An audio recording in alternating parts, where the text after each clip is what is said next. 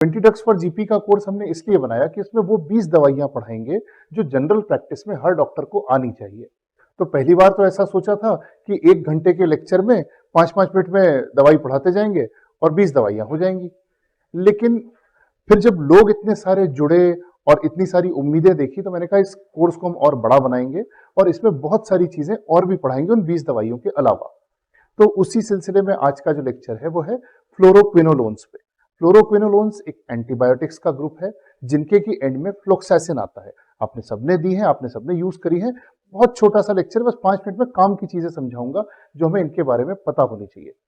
तो फ्लोरोक्विनोलोन्स की जो एंटीबायोटिक्स हैं आपको नाम पता होंगे, सिप्रोफ्लोक्सैसिन, लीवोफ्लोक्सैसिन, नॉरफ्लोक्सैसिन, ओफ्लोक्सैसिन, पीफ्लोक्सैसिन, मॉक्सीफ्लोक्सैसिन, पारफ्लोक्सैसिन, ये सब चीजें फ्लोरोक्विनोलोन्स में आती हैं।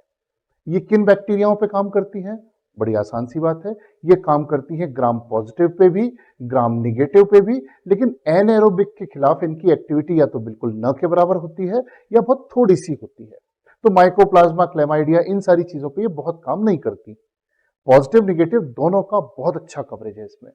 मतलब मेरे एक मित्र हैं, वो जनरल प्रैक्टिस करते हैं, उनसे मैंने पूछा कि भाई एंटीबायोटिक्स में यूजुअली तुम्हारी क्या चॉइस रहती है? तो वो कहते हैं कि समझ में नहीं आ रहा हो ना तो लीवोफ्लोक्सैसिन दे देते हैं, बाद में देखेंगे। मतलब ठंड लग के बुखार आ रहा है, आपको लग रहा है कि यार कहीं इन्फेक्शन है, यूटीआई भी हो सकता है और न्यूमोनिया भी हो सकता है और रेस्पिरेटरी ट्रैक्ट भी हो सकता है, तो हम तो आंख बंद करके फ्लोक्सैसिन दे देते हैं, फिर जहां का भी होगा वो अपने आप ही सुलझ जाएगा। Although I don't agree to it much. बात बिल्कुल सही है कि ये वाकई पॉजिटिव पे भी करती है, निगेटिव पे भी करती है। हर तरह के इन्फेक्शन में एंटीबायोटिक्स अच्छा काम करती है। जैसे रेस्पिरेटरी ट्रैक्ट में आपका न्यूमोनिया हुआ, ब्रोंकाइटिस हुआ, साइनोसाइटिस हुआ, सब में ये काम करेंगी। फिर यूरिनरी ट्रैक्ट इन्फेक्शन में इवन ड्रग ऑफ चॉइस है, नॉरफ्लॉक्सैसिन बहुत अच्छी ड्रग ऑफ चॉइस है। फिर जीआईटी में ये आपके साल्मोनेला, शिगेला, टाइफाइड, इन सब में अच्छा काम करती है। फिर स्किन में, सॉफ्ट टिश्यू इन्फेक्शंस में, सेल्यूलाइटिस में, सब में अच्छा काम करती हैं। और बोन के, जॉइंट के इन्फेक्शन, ऑस्टियोमाइलाइटिस में बिल्कुल अच्छा काम करेंगी। और इसके अलावा सेक्सुअली ट्रांसमिटेड डिजीजेस में भी अच्छा काम करेंगी। तो फिर किन बीमारियों में इन्हें देना चाहिए? मैं कहूंगा इनमें से किसी में मत दो। इन दवाइयों को रिजर्व में रखो कि आपके रूटीन एंटीबायोटिक से, मतलब आपने किसी को एजिथ्रोमाइसिन से शुरू किया या आपने किसी को पेनिसिलिन ग्रुप से शुरू किया, बेसिक कोई छोटी सी चीज दी, उसको अगर रिस्पॉन्ड नहीं कर रहा है तो नेक्स्ट स्टेप में शिफ्ट करो फ्लोरोक्विनोलोन्स पे। कोशिश करो कि जो आपकी बीटा लैक्टाम टाइप की एंटीबायोटिक्स हैं उनसे काम हो जाए। इस पे हम नेक्स्ट स्टेप में जाएं, क्योंकि हर दिन हर नई दवाई के साथ एंटीबायोटिक का रेजिस्टेंस बढ़ता जा रहा है। पिछली जो एंटीबायोटिक्स थी, अभी पिछले बहुत समय से बैक्टीरिया के अगेंस्ट कोई बहुत नई एंटीबायोटिक या कोई बहुत नई एंटीबायोटिक के ग्रुप की खोज नहीं हो पाई है। आज भी वही 3-4 तरीके से हम बैक्टीरिया को मार रहे हैं, चाहे उसका हम डीएनए तोड़ लें, चाहे हम उसकी सेल वॉल तोड़ लें, बहुत लिमिटेड तरीके हैं जिससे कि बैक्टीरिया मर रहा है। और नई एंटीबायोटिक्स जिस रफ्तार से नहीं आ रही, उससे ज्यादा रफ्तार से रेजिस्टेंस बढ़ रहा है। तो अगर आप हर पेशेंट को अभी लीवोफ्लोक्सैसिन देना शुरू कर दो, आपके पेशेंट एकदम बढ़िया ठीक होंगे। लेकिन जब यही पेशेंट 3 महीने बाद आएंगे तब ये ठीक नहीं होंगे, क्योंकि इन सब में रेजिस्टेंस आ गया होगा। तो एक तो एंटीबायोटिक्स बदल बदल के इस्तेमाल करो। ऐसा नहीं कि एक ही एंटीबायोटिक पकड़ी और सबको खिलाए जा रहे हैं वही की वही, तो वो काम करना बंद कर देगी। कोशिश करो कि अलग अलग एंटीबायोटिक्स पे काम किया जाए और एस्केलेट की जाए, बजाय एक साथ सबसे बड़ा हथौड़ा मार देने के। जो हमारा एक जीपी में ट्रेंड रहता है कि ऐसी दवाई दो, एक ही बार में दो कि सब ठीक हो जाए, वो मत करो। ब्रॉड स्पेक्ट्रम से मत शुरू करो, नैरो स्पेक्ट्रम से शुरू करो, ओपीडी बेसिस पे। हाँ, अगर आप आईसीयू में काम करते हो और क्रिटिकल मरीज देखते हो तो इसकी ठीक उल्टी बात करूंगा कि एकदम हाईएस्ट एंटीबायोटिक से शुरू करो और फिर टेपर डाउन कर लेंगे। यहां छोटी एंटीबायोटिक से शुरू करो और एस्केलेट करेंगे। ठीक है, तो स्पेसिफिक इंडिकेशन की बात कर लें कि कहां कहां देना चाहिए। एक सबसे कॉमन दवाई है इसकी नॉरफ्लॉक्सैसिन। नॉरफ्लॉक्सैसिन हम देना चाहेंगे अनकॉम्प्लिकेटेड यूरिनरी ट्रैक्ट इन्फेक्शन में। अनकॉम्प्लिकेटेड मतलब क्या कि जो ऊपर पाइलोनेफ्राइटिस साइड नहीं गया है, नीचे नीचे का ही ज्यादा है, जिसमें और प्रॉब्लम्स नहीं ऐड हुई है साथ में।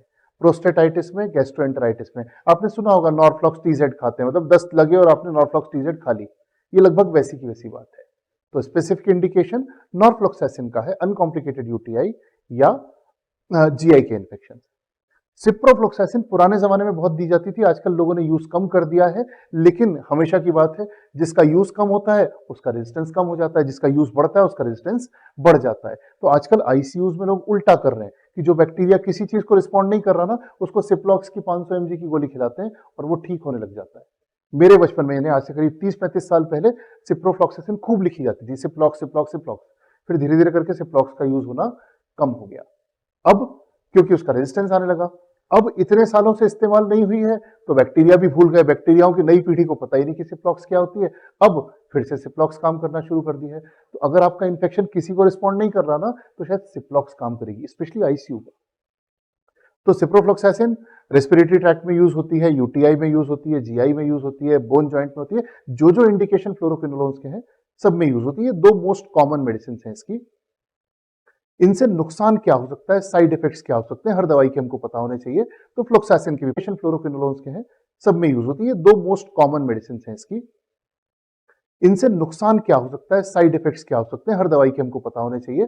तो फ्लोक्सासिन की भी पढ़ा देता हूं। एक तो सबसे कॉमन है, इनसे नौशिया, वोमिटिंग, डायरिया होता है। जब हम मेडिकल कॉलेज में पढ़ते थे, किसी भी चीज का साइड इफेक्ट अगर नहीं पता हो तो लिख के आ जाओ नौशिया वोमिटिंग, वो सबसे ही होता है, हर दवाई से होता है, स्पेशली एंटीबायोटिक से। तो कॉमन है नौशिया, वोमिटिंग, डायरिया। फिर कुछ अनकॉमन है, किसी किसी को इससे हेडेक या डिजीनेस होती है। तो यदि आपका पेशेंट आएगा, साहब जब से दवाई चालू की बहुत चक्कर आ रहे हैं, बहुत चक्कर आ रहे हैं, तो देखो कि कहीं फ्लोक्सासिन से तो कुछ नहीं हो रहा। एक बड़ी अजीब सी बात है कि फ्लोक्सासिन ग्रुप से टेंडन या तो टूटने लगते हैं या इन्फ्लेम होने लगते हैं। टेंडन समझते हो ना, लिगामेंट्स होते हैं और टेंडन्स होते हैं, दो चीजें होती हैं। एक होती है जो बोन को बोन से जोड़ती है और एक होती है जो बोन को मसल से जोड़ती है। याद है ना कौन सा क्या था? तो टेंडन्स में कोलेजन फाइबर में ये कुछ गड़बड़ करता है और उसके कारण या तो टेंडन्स में इन्फ्लेमेशन होता है या टेंडन्स फटने लग जाते हैं, टूटने लग जाते हैं। हर एक के नहीं टूटते, ऐसा नहीं कि जिसको तुमने सिप्लॉक्स दी उस सबके टेंडन टूट जाएंगे। जिस व्यक्ति को या तो कोई इम्यूनोसप्रेसेंट चल रहा है, या वो एकदम अर्ली एज में है, बच्चा है, या एकदम लेट एज में है, बहुत बुजुर्ग आदमी है, और या फिर प्रेग्नेंट फीमेल है, इन सारे लोगों में इन चीजों की संभावनाएं बढ़ जाती हैं। तो इससे एक रिस्क होता है टेंडेनाइटिस या टेंडन रप्चर का, तो इसलिए इसे इन पॉपुलेशंस में अवॉइड करना चाहिए। फोटो सेंसिटिविटी होती है कुछ कुछ लोगों को, जो लिवोफ्लॉक्स या लॉक्सॉफ जिसको हम कहते हैं ब्रांड नेम से। तो लिवोफ्लॉक्सासिन से स्पेशली लोग ये दवाई खाते हैं और बाहर जाते हैं तो उनको फोटो सेंसिटिविटी होती है, उनको लाइट से रिएक्शन होने लग जाती है। कुछ कुछ लोगों में अगेन बहुत रेयर फिनोमिना है कि इससे क्यूटी प्रोलॉन्ग होता है। क्यूटी प्रोलॉन्ग होता है मतलब कि इन पेशेंट्स को वीटीवीएफ होने का रिस्क बढ़ जाता है। तो जब भी कभी दवाई दें तो एक लिस्ट ढूंढ के रख लेना, कभी हुआ तो मैं डाल दूंगा ग्रुप में, कि जिन जिन दवाइयों से क्यूटी प्रोलॉन्ग होता है। तो ऐसा नहीं करें कि ऐसी दो दो तीन तीन दवाइयां एक साथ चल रही हैं, कि मान लो एक एंटी एरिथमिक चल रहा है व्यक्ति को, बुजुर्ग व्यक्ति को, और साथ में आपने उसको क्यूटी प्रोलॉन्गेशन वाली दूसरी भी दवाई दे दी, तो दो से मिलकर हो सकता है कि पेशेंट को एरिथमिया हो जाए। फिर इसके अलावा इससे बहुत रेयरली कभी कभी ऐसा होता है कि हाइपोग्लाइसीमिया हो सकता है, कभी कभी लिवर टॉक्सिसिटी होती है या एलर्जिक रिएक्शन होती है। हाइपोग्लाइसीमिया अनकॉमन चीज है, पर हमें वो दवाइयां पता होनी चाहिए जो हाइपोग्लाइसीमिया करती है।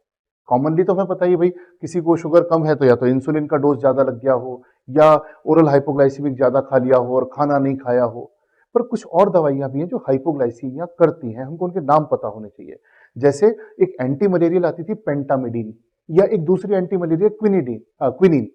इन दोनों दवाइयों से भी हाइपोग्लाइसीमिया हो सकता है। बचपन में कहते हैं ना, क्विनैन की गोली खानी है तो ठंडे मीठे दूध के साथ खाओ, तो एक तो उससे गैस्ट्रिक साइड इफेक्ट्स नहीं होंगे, और ठंडा मीठा दूध है तो वो हाइपोग्लाइसीमिया नहीं होने देगी। पुराने लोग अपने हिसाब से चीजों को एडजस्ट कर लेते थे, उनको इतनी फिजियोलॉजी नहीं समझती थी, पर उनको पता था कि कैसे खानी है दवाई। कुछ कुछ सल्फा ड्रग्स भी हैं जो हाइपोग्लाइसीमिया कराती हैं। इसके अलावा बीटा ब्लॉकर्स से भी हाइपोग्लाइसीमिया होता है। तो आपके पेशेंट्स अक्सर डायबिटिक हाइपरटेंसिव होते हैं, तो किसी को यदि ऐसे कॉम्बो चल रहे हो और उनको बार बार हाइपोग्लाइसीमिया होता हो, तो जरूर देखना कि हमारी किसी दवाई से तो नहीं हो रहा। तो फ्लोरोक्विनोलोन्स भी हाइपोग्लाइसीमिया कराते हैं। आगे चलते हैं, कहाँ कहाँ इनको नहीं इस्तेमाल करना। इस्तेमाल करना तो सबको आता है, कहाँ नहीं करना वो सीखते हैं। तो एक तो प्रेग्नेंट महिलाओं को नहीं देना, क्यों? क्योंकि जो छोटा बच्चा है अंदर वाला, उसके कार्टिलेज में डैमेज हो सकता है। दूसरे, बच्चों में फिर वही रीजन कि छोटे बच्चे हैं, उनके कार्टिलेज अभी बन रहे हैं, तो ये 8 10 12 साल के बच्चों में लीवोफ्लॉक्स सिप्लॉक्स प्रेफरेबली नहीं देना। बहुत ही मजबूरी आ जाए तो अलग बात है, पर न दो तो ज्यादा अच्छा। दो भी तो लॉन्ग टर्म मत दो। छोटे बच्चों में, प्रेग्नेंट महिलाओं में, इन सब में यूजुअली बीटा लैक्टाम हमेशा सेफर होते हैं। फिर बहुत बुजुर्ग में मैंने बताया टेंडनाइटिस का, टेंडन रप्चर का रिस्क होता है। फिर जिनको कन्वल्शंस आते हो उनको प्रेफरेबली फ्लोरोक्विनोलोन मत देना, क्योंकि इससे सीजर थ्रेशोल्ड कम होती है। सीजर थ्रेशोल्ड कम होती है मतलब कि इनको झटके आने का खतरा बढ़ जाता है। और कुछ पेशेंट्स होते हैं जिनको G6PD डेफिशिएंसी होती है, उनमें भी मत देना, क्योंकि ऐसे में इससे एनीमिया हो सकता है। तो एक छोटा सा हमने 10 मिनट में समझा फ्लोरोक्विनोलोन्स को कहाँ इस्तेमाल करना है, कहाँ नहीं करना है। लेक्चर आपको कैसा लगा ये डिस्कशन में फीडबैक में ज़रूर लिखिएगा। इस कोर्स में बहुत सारे लोग इकट्ठे हो गए हैं। अब हम इस कोर्स में जो पढ़ाया है उसके बेस पे क्विज करने का सोच रहे हैं।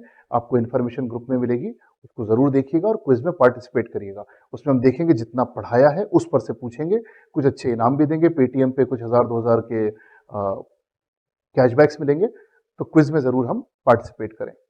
चलिए मिलते हैं अगले लेक्चर में।